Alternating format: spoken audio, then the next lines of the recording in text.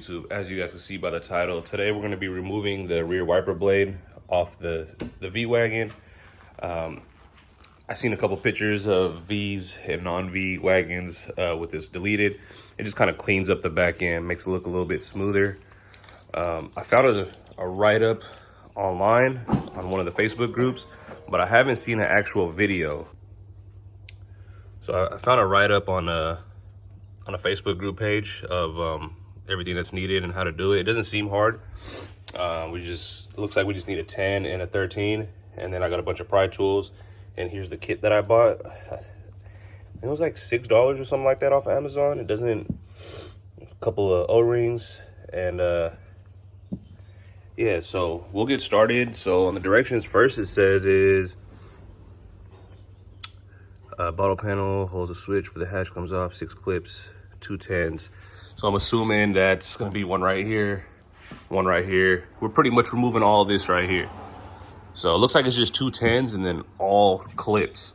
And then there's a couple bolts for the motor. So, all right, so there's one 10, and then this one's being a little tricky. That one came off super easy. Oh yeah, it just goes in like that, just pops out. 10 there, 10 there. So let's get those off. All right, once you take those 2 10s out, you kind of just pry on this piece and it comes off. And then we have the harness for the trunk release button. So we gotta disconnect that.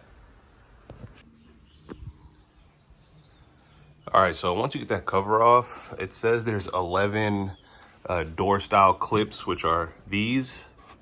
And I always break them, so pretty much all you gotta do is just yank on it, pull on it until this whole carpeted piece comes off. So let's get that off, and then we'll see what's underneath. But there is 3 10 millimeters. This is the motor right here. There's one right there, there's one up here, and there's one right there. So I loosened them, and I think the wiper blade is ready to come off. But yeah, let me lower this and see what I gotta do on the other side. And I can't lower it because I disconnected the button, so I'll be right back. All right, so there is a little hook thing right here. It's supposed to be pulled and then up. I broke it. This is the wiper arm cover.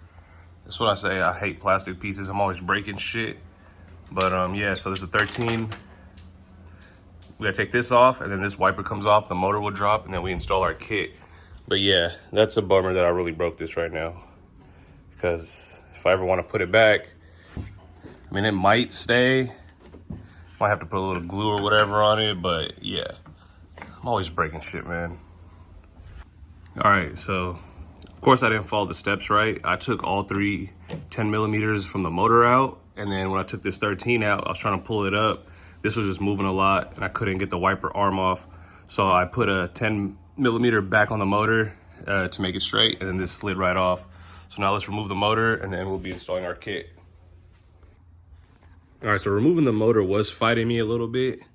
I just had to disconnect or pull apart more of the panel to get the motor out. But as you can see right there, I got the top part of the kit set in, and then all I gotta do is I already put the O-rings in, but put this part in, tighten that nut, put everything back together, and we're good to go. Cool, so there's the kit. It's just a 10 millimeter locking nut with O-rings on both sides.